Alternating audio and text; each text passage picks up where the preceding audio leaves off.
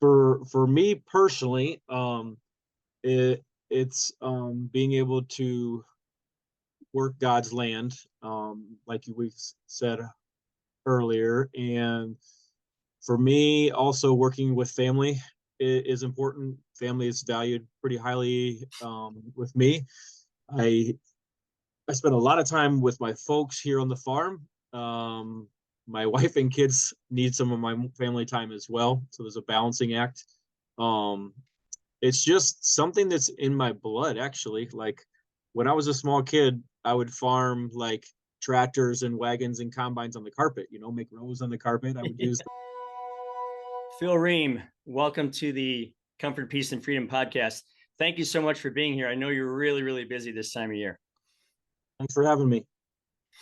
Yeah, so I wanted to, I was really, really psyched to have this conversation because for a lot of reasons. Number one, I heard something on the radio several years ago, and it just hit me. It just stuck with me. And it was by Paul Harvey. And I want to listen to that in a minute. But I want to tell everybody a little bit about you first. First off, you are the owner of Riehm Family Farms, and you're in Old Fort, Ohio. And you have such an honorable occupation. You have an occupation that can't be done away with. You have an occupation that is so absolutely important to the welfare of people, to the health of people, to the food supply for all of us. And I don't think people sometimes understand that when they go to the grocery store, somebody like yourself created all of that. And so I just thought it was important that we have a conversation about the American family farm and how important those things are. Are you all right with that? Yeah, I'm all right with that. The farm, our current farm is in their fourth and fifth generation. I farm with my parents. Um, they actually own it right now, and we're in the midst of some transition, but proud to be farming with our fourth and fifth generation. So you're talking about great great grandfather? Or one more great. I'm not sure. Those are one great would be three. Great would be four. Great would be five. So when did the farm begin? The farm's been in operation since 1911, so I age pretty well, don't I? Yeah, you had you aged really well. Must be It's that a fresh air that you're long in all joke. I always tell too much. the time. I tell them that's because I eat my fruits and vegetables. That's how I talk. We do school tours and stuff. I talk to kids. Oh, that is so great. I met Phil through my daughter and son-in-law who hooked us up with the farm share program, and maybe talk a little bit about that. Like, how did that all get started for you? How do you think farm sharing got its start in general? Do you think? Um, Let me jog my memory a little bit. I could be wrong, but I think it started in Germany. Could totally be wrong in the country, but it started abroad anyway. Where a group of folks pooled their money together to hire a farmer to grow their food. That's how it kind of all started, and then it worked its way into the United States. I know it was really big in Wisconsin. Wisconsin does like coalitions where large corporations get like if they're in a CSA, then they get money off their health care or get other perks as well. And then my mother primarily had the foresight to see this kind of coming down the pipeline. The farm was struggling, honestly. Probably, geez, I was in college after college 20 some years ago. And my folks decided to make a pivot and grow CSAs. And we had to been one of the first ones in Ohio to pick up the model. And then it's just expanded and evolved since then. I've been back on the farm now for the home farm for I think 9 years, or going into my ninth year. So we've evolved to where we would just grow a few vegetables, and then what we had is what you got as a member, what was ever in season, and then we've evolved it to add customization features. And now, when the pandemic hit, we had an online platform already, and other folks around us did not. So we love to support our community and help out local businesses. So we invited other businesses to join us, and just we even sold Girl Scout cookies in our online share just to help out the Girl Scouts. And we did like 200 cars in 2 hours through our U-shaped driveway. So what is it? When you say a CSA, can you tell us what that means, CSA? CSA stands for Community Supported Agriculture. And it's kind of gotten lost. Most people probably don't know, but the foodie, more people probably do. So it's just a way for community members to be able to support their farmers. Just how was it all originally intended? Um, most CSAs um, still probably to this day, and for us a few years ago, members would pay for their share all up front.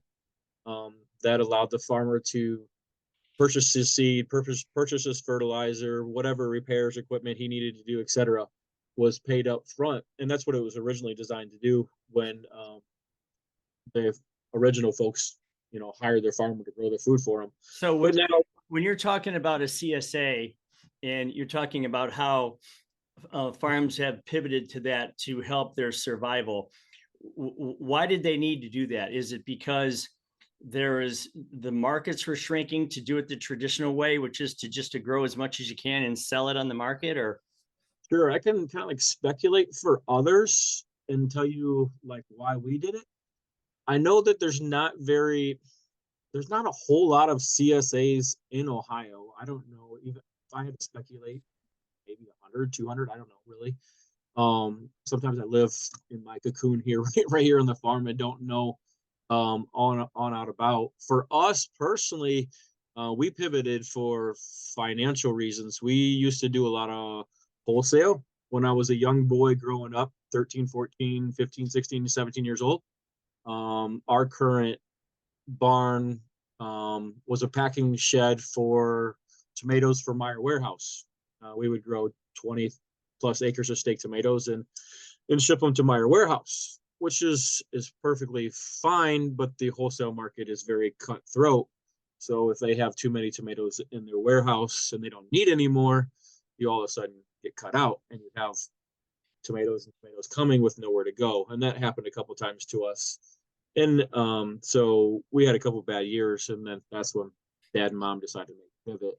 now, is that a change? Is that a change from how it used to be? Because it used to be you would take all of your tomatoes and you would go to like a central processing area. They would collect them and then sell them to various markets. What you're saying is you actually had a direct customer in Meyer where you skipped that kind of like market process and went directly to the end user. And then if something went wrong there, they could just cut your order back, or they could Well, in that model, we were far from the end user. We were delivering to a warehouse, and the warehouse distributed to all the stores in its region, and then obviously then goes to the grocery store, and then members buy it. So we were 3 or 4 steps away from being direct to consumer.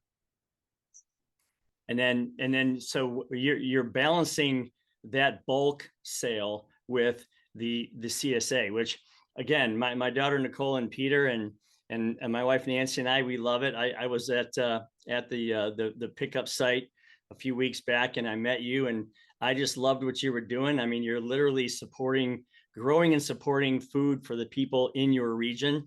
Right. It's funny because when you talk about people who have allergies and they say you should have local honey because that's where the bees are transferring pollen around and that's what helps your allergies.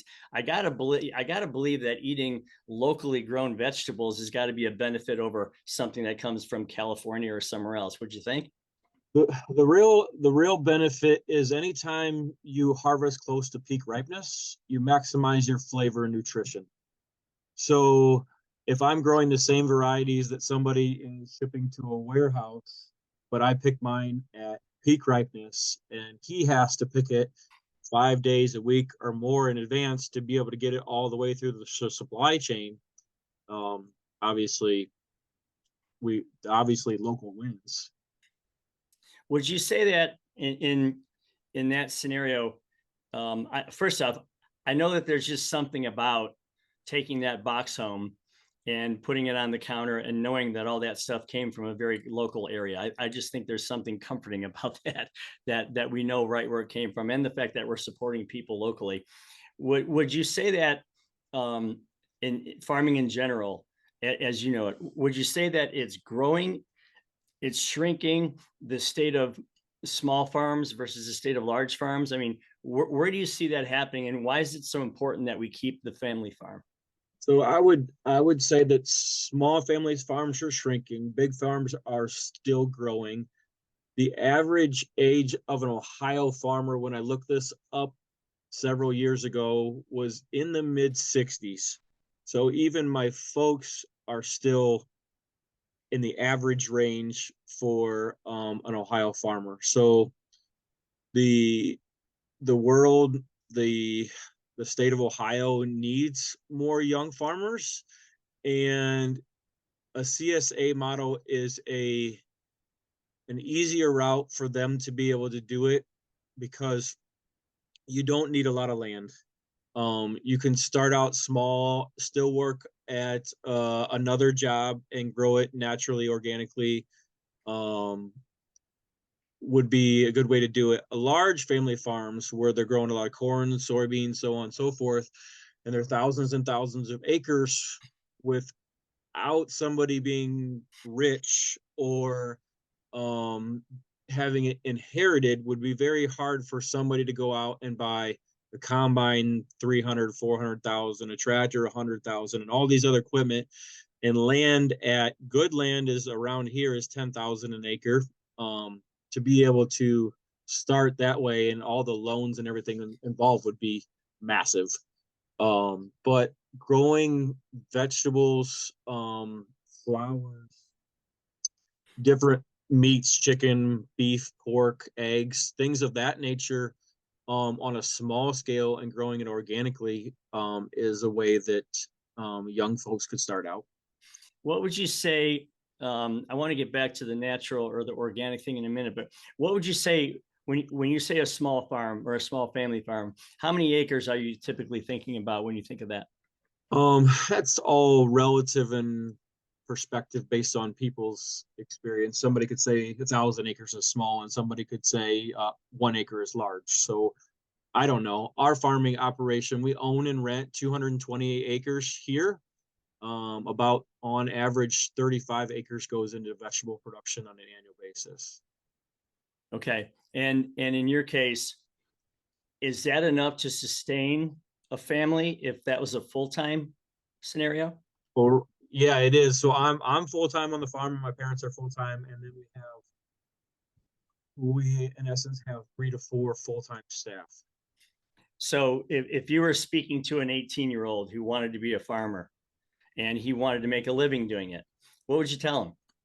I would tell him to go find a CSA farm and work for them for 2 to 5 years. Learn as much as you possibly can. Learn the marketing side, learn the growing side, learn everything you possibly can. Maybe even several farms. I know that I worked on 2 different successful farms out of college before I came back to the home farm, and I'm sure glad I did. It gave me a lot of depth. It gave me a lot of perspective. Don't jump right in on your own. Quit your job. Try and do it. There's so much to learn, unless you grew up with it. Even if I grew up with it, and I did at 18 years old, it still would have been very hard for me. There's a lot to it. So you went to college, and one of the things that we talk about, I wrote a book called Blue Collar Cash. And in that book, I talk about the fact that we really need to get back to paying attention and destigmatizing blue collar jobs, whether you're a welder or a plumber, electrician, a carpenter, a farmer, a hairdresser, someone who owns a bakery or a small restaurant. And we need to give those jobs respect again, because people are not willing to go into those jobs. You were just mentioned that the average age of a farmer is 60 or 60 plus. The average age of an electrician today is 55. And for every 10 that are retiring, only 5 or 6 are coming online. And so what that does is that drives up the demand, shortens the supply, and creates a huge boon for an electrician who wants to start out, because that's where the money's going. So how do you relate that to farming? Can you kind of say the same thing for farming? Yeah, absolutely. And I can agree with you, like on the electrician side, because farmers can be jack of all trades, but there's certainly trades that we're better at some than others. I'm not a very good electrician or not the greatest mechanic, but the electrician that we had working for us recently retired, and I know it's been a struggle for us. We've been doing a lot of work ourselves. Um, there's not they're not really out there. Um, I'm starting to see like more technical schools and less people going to colleges, getting even in high school, down to like freshman, sophomore age. You can go work on plumbing, electrical, so on and so forth, um, which is great. Um, college is good. I mean, college rounded me out, forced me to study, produce good habits, that type of deal. But yeah, I think there's a huge opportunity. That's what I have kids that are 14 and 10. And I would kind of like them to go down that route, go to a career technical school and build up a trade and then build a business for yourself if you want to build a business, or go work for somebody else. Because like you said, electricians, plumbers, so on and so forth. I mean, they're in huge demand. Even people that do construction. Could you do the same with farming? Could you make a living, support your family with a farm? And I mean, is there a chance to make a really good living? I know that they say that sometimes you hear, well, he's I know that guy, he's a rich old farmer. And so I guess my question is, can you create wealth with a farm? um yeah, I think some of it has to do with wealth comes in various ways, by the way. Sure it I does. think I'm very wealthy as far as being able to have a family farm, um, work off God's land, hire excellent staff that we have here at the farm. I'm rich all in that way. Is my bank account rich? No. Um, so, so there's that. Can you get rich farming?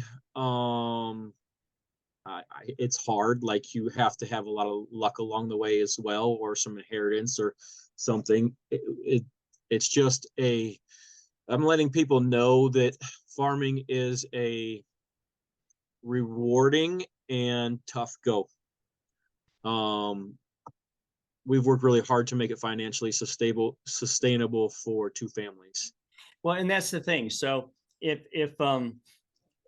because you hit it on the head. So wealth comes in various forms. And one of the things I always talk about in my book is the level of comfort, peace, and freedom you want is just what you think it should be.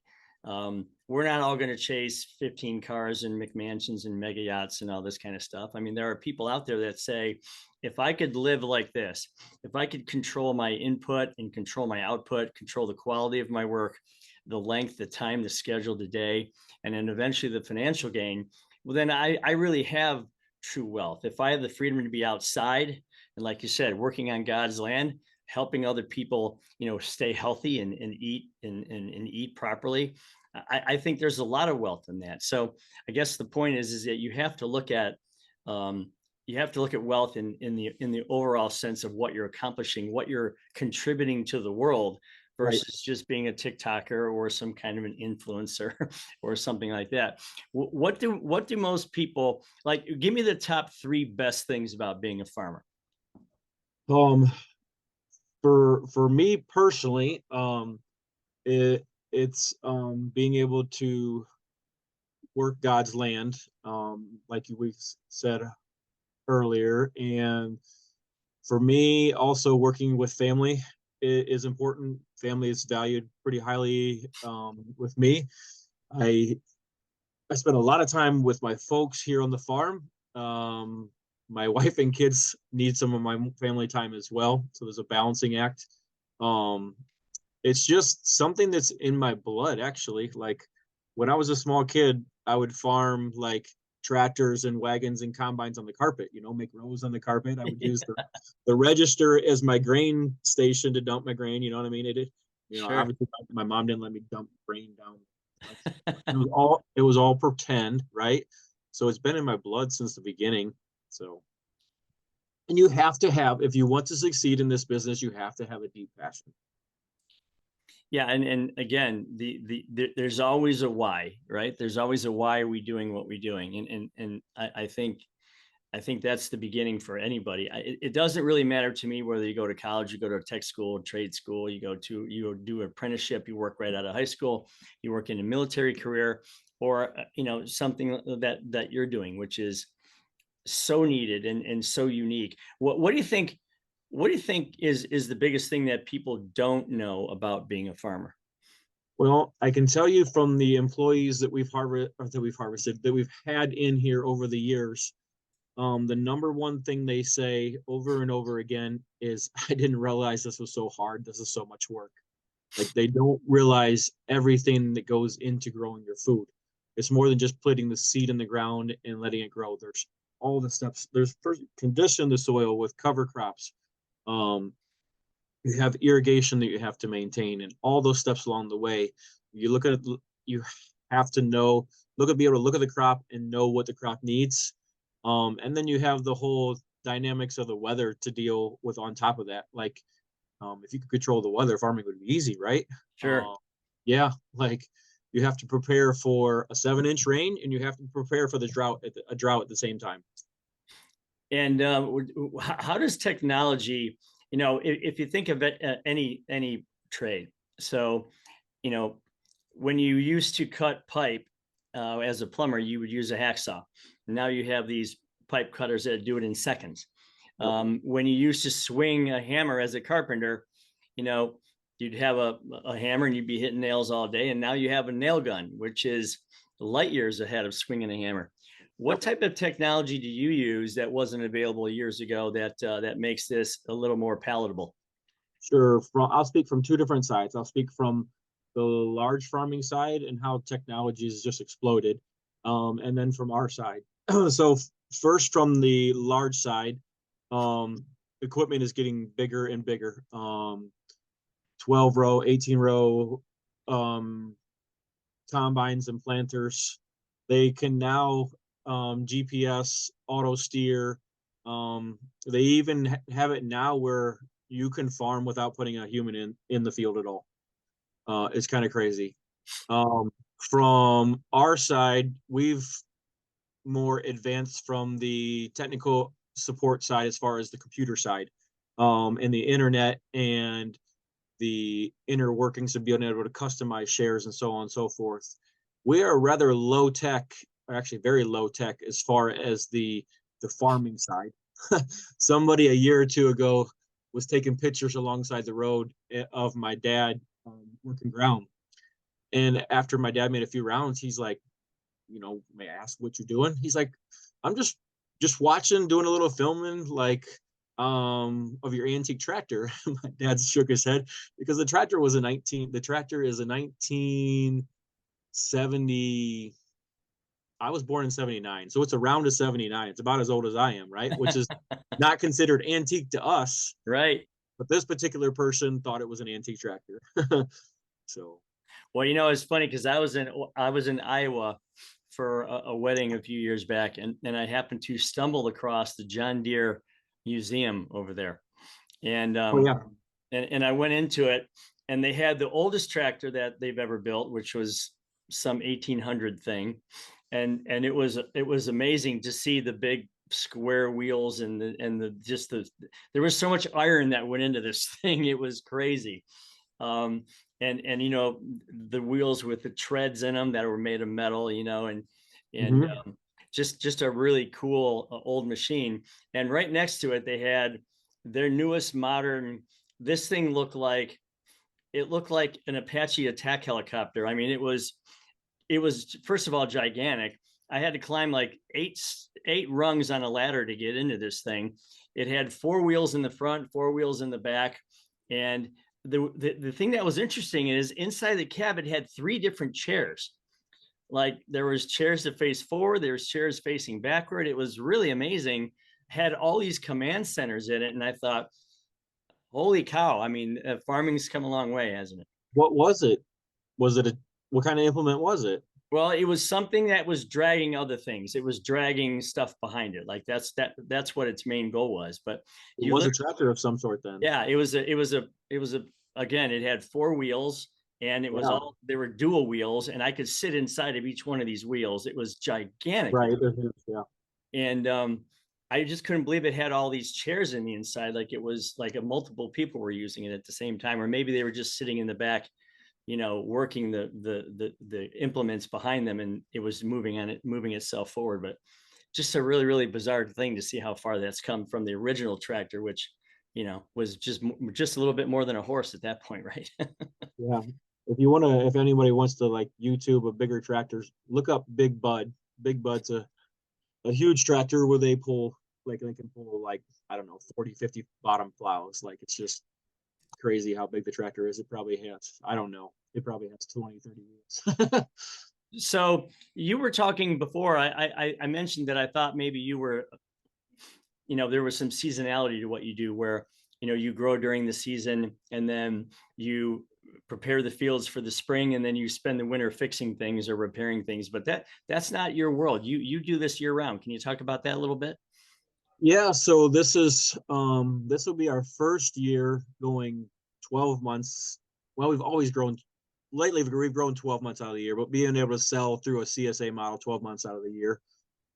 So for us, where I worked at a farm, the Chef's Garden in Huron, Ohio, is where I worked at before I came back to the home farm, where I learned a lot about season extension, and have it as early as you can, have it as late as you can, and have it consistently in between. Like, don't run out in the middle. Have it consistently. And we were struggling in a few years ago to be able to retain um, the high quality employees that we need to be able to make the farm successful, because you only grow the business with quality folks. You can't grow the business with mediocre folks or folks that aren't as good. You only can grow the business with, you're only as good as your weakest link, so to speak. Sure. So we grow the farm with quality folks. We're blessed to have quality folks now. But we always had that gap. You grow 6, 8 months out of the year, and then you got that gap with like no employment for them, or very to little no employment for them. And then you can't expect to hardly get them back unless, I mean, they're on their closer age towards retirement, or they're younger and they haven't established their full career. Now we're getting folks that are, close to my age, um, where a spouse works as well. But we're getting a lot of depth in our employees now, because we're able to go year round and keep them here working almost 40 hours a week year round. How do you do that? You talked about the greenhouse. Talk about the difference between a greenhouse and farming in the field, and why it's so important to have that to extend your season. So yeah, you're it's just growing in the greenhouse, and there's different levels of greenhouses. Um you can grow in the field, and then you can put a low tunnel on it that's like knee high, and it has perforated poly to be able to extend the season.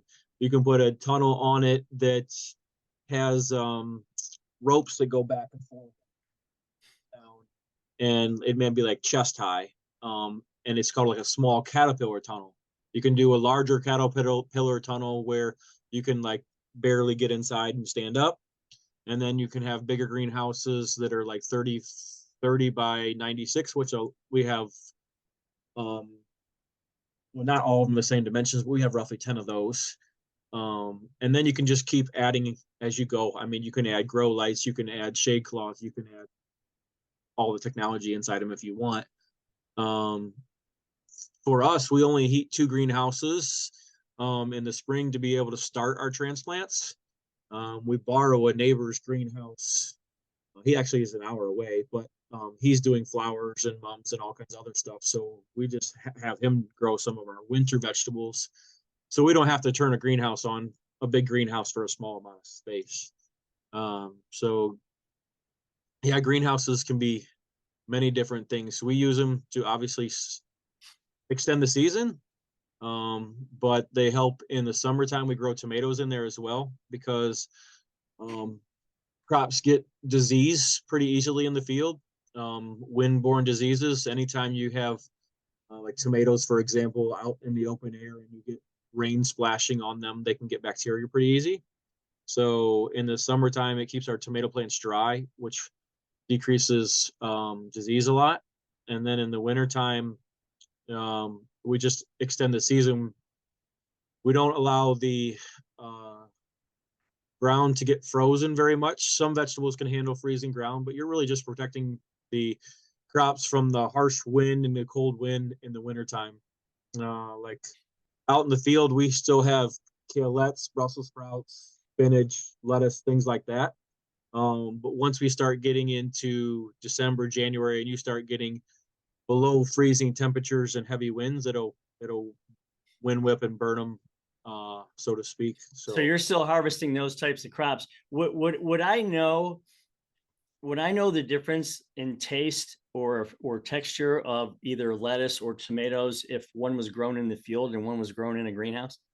Um, Depending on how it was grown in the greenhouse, there's several different ways to grow in the greenhouse as well. Let me back up a little bit and educate from the side of, because I thought you thought your question was going to go different times of the year, but you went greenhouse versus field. So let me go different times of the year. So kale, Brussels sprouts, even like some of the cabbages, all the cole crops, all the crops in that family. And then you get into other leafy greens like spinaches. So where I'm going is when Mother Nature brings on cold temperatures, the starches turn to sugar in the plant as a matter of survival for the plant. It's increasing its cell wall. It's increasing the sugars in the plant to be able to survive in the cold weather.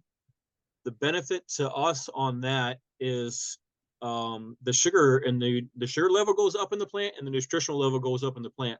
So I don't eat Brussels sprouts or spinach in the summertime at all. We have them sometimes in this, late fall or early fall, but not until the weather gets out until like December, those really start to taste good. So that's the flip side of the seasonality, and the same thing in the wintertime. Like you get into, like, say I'm growing tomatoes and I have them ready in early ones. I have them ready in June or July. They don't taste as good as those ones that are in August. It's just the way Mother Nature kind of works.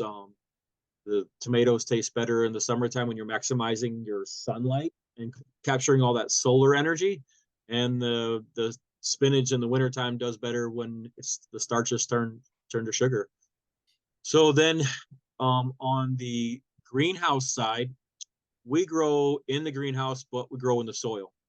So if you were to ask, say I have in the greenhouses in the soil in June, it's like August outside in the fields.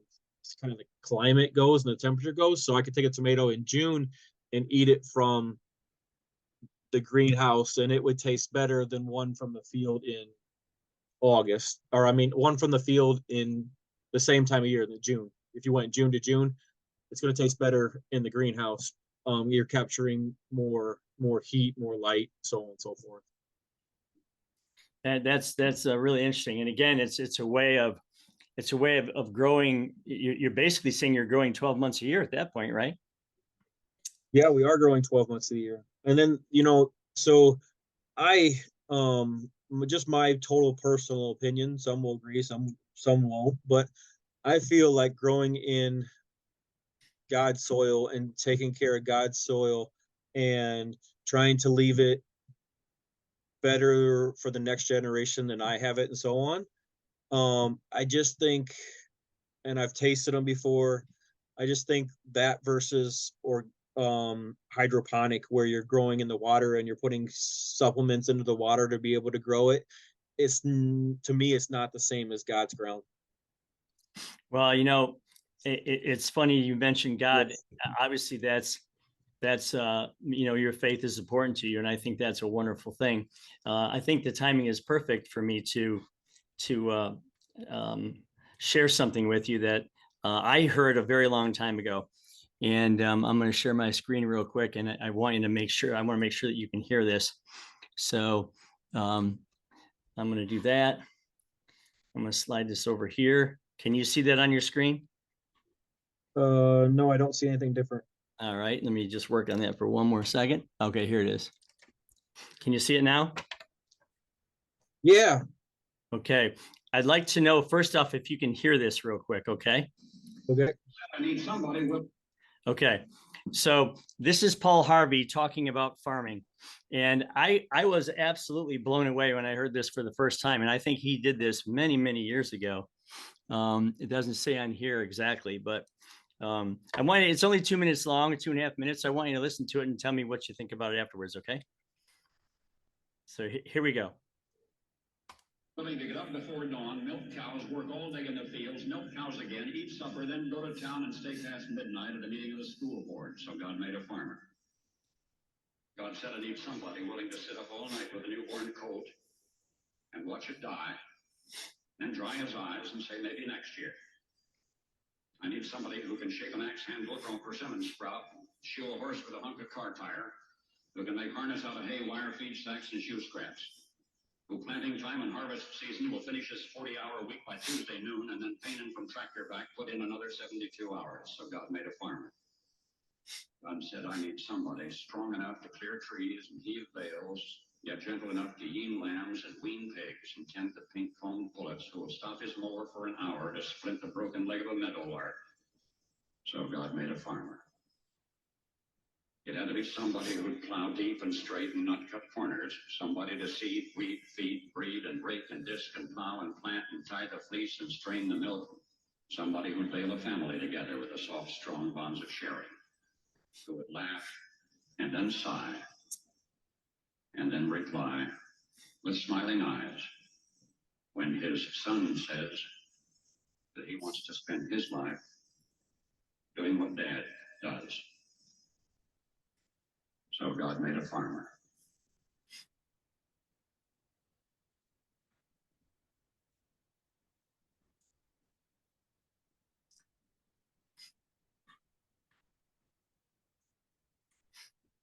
Have you ever heard that before? Many times. I have the saying on the wall in my bathroom. When you hear that clip and you're passionate like I am, it almost makes you tear up a little bit. It's a tearjerker for me because everything in there is absolutely true. Farmers need to be so diverse in what they do on a day-to-day basis. They put in all kinds of sacrifices to do what's best for the land, do what's best for the health of the animals. Yeah, to us, the cattle are not just a number. They're our livelihood. Sure, we have to butcher them in the end for meat production and all that, but we're not going to let a calf die if we can help it. If we need to pull a calf, or if we need to help a mother along the way, we're going to do what we can to ease the pain, to make it the best situation we can. And if it doesn't turn out in the best, then we have to be able to pick ourselves up by the bootstraps and move on as well. Well, it's so funny because I could see your face when you were listening to that you were identifying with it, and you'd heard it before, and it does strike a chord. And every time I hear it, I wonder, how did Paul Harvey get through that without tearing up himself? Because Right. it's such prophetic, it's so poetic, it's just, and it's so powerful. And I think every kid, from the time they're in kindergarten to the time they graduate high school should listen to that at least one time per year, so they understand how important farmers are to everybody, and not to take it so much for granted the next time they see a beautiful yellow pepper, or a sprout of asparagus, or some strawberries in the grocery store. Finally, with the last minute that we have left, and thank you so much, Phil, for being with us. I think this was very informative, and I hope people learned a lot about farming, and I hope that we've motivated some people to want to take that up and continue this great tradition. In the book, Blue Collar Cash, I talk a lot about comfort, peace, and freedom. I mentioned that earlier, and what that means for each one of us. So I just want to ask you 3 questions. When you're not farming, okay, when you're not working, where is Phil finding the most comfort? Like, where are you most comfortable? Well, with my family, I'm most comfortable because, like I said, I farm with my parents, but not my wife and my kids are not in the operation. So with my family, I'm most comfortable. On the basketball court, I coach 5th and 8th grade basketball at local high school. So this time of year is getting into basketball season. It's a relief for me. 3 o'clock, I gotta go coach. Sometimes for 2 hours, sometimes for 3.5. That's 2. Where else? Well, let me ask you this while you're thinking about that. So comfortable, you find yourself comforting and helping other people on the basketball court. That's so much of what Paul Harvey just said. It's beyond farming. It's about the passion that you have for people and animals and everything else. Where do you find the most peace? Where you're like, okay, I'm chilling, I'm calm. Where do you go to find the most peace?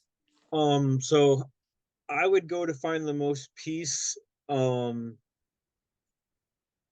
working ground or doing some kind of cultivation or some kind of farming operation on a tractor. Believe it or not, I don't get on a tractor very much at all. Because we're so much more hands-on, we're hand planting, we're hand harvesting, we're hand weeding in a lot of cases. For me to be able to sit on a tractor and do a job for 4, 6, 8 hours a time is rare. So if I can go to the field and I can make beds for next year's vegetables, or or I can plow for a couple hours, I'm pretty at peace doing that. Okay, so It's you, like, you don't pay attention to the phone too much, just yeah. like up and down the rows in the field. I don't get to do that too much, so that's pretty peaceful. So it's kind of like when the people have those little rock gardens and they put the rakes in there. It's like what do they call that? Feng shui or whatever they call that, where you rake it, and it's just kind of it's kind of a cathartic process. It's kind of therapy for yourself to get rid of all the hustle and bustle and go back to the original thing. Jump on a tractor and get some dirt moving. I think that's fantastic. Even mowing the yard for me can sometimes be, because like when I'm here on the farm, there's so much going on. And your mind goes in so much different places, and you're juggling so many different balls at once. Like to just do a simple thing where your brain doesn't have to think. Right. Yeah, I'm at peace when that happens. It's funny because I have a big yard and I have people that help me mow it, but I leave the back for me because I have the John Deere and I want to make my lines perfectly straight. Yeah. And that's where I find peace. I mean, if it's not walking my dog or, being on my boat or something, it's I'm making perfectly straight lines in the backyard because it's the one thing I can control for sure. It's my fault whether they're straight, and it's my fault if they're not. Last question. Where do you feel, people talk about freedom as, the lack of war or, living in a democracy or whatever. Where do you find yourself the most free? You're like mentally free. You're like, okay, I can just, everything's gone away. Yeah, that same place where I got peace, where I can, or we sometimes deliver some stuff to Columbus on a drive to Columbus, or out on the tractor where I don't have to think or focus as much. Beautiful. Well, Phil Riehm from the Riehm Family Farms. It was an honor to talk to you today. As I said before, what you do for a living is something that none of us should ever take for granted, and we should celebrate. And I would hope that there are programs that will help teach young people the value and the honor and the work that you do, and how you support all of us and staying healthy and keeping the world moving, keeping the world spinning, as they say. So thank you very, very much for being with us today. And I really, really appreciate it. Yeah, thank you, Ken, for letting me spread the word of our farm and share a little bit of insight about farming in general. Absolutely.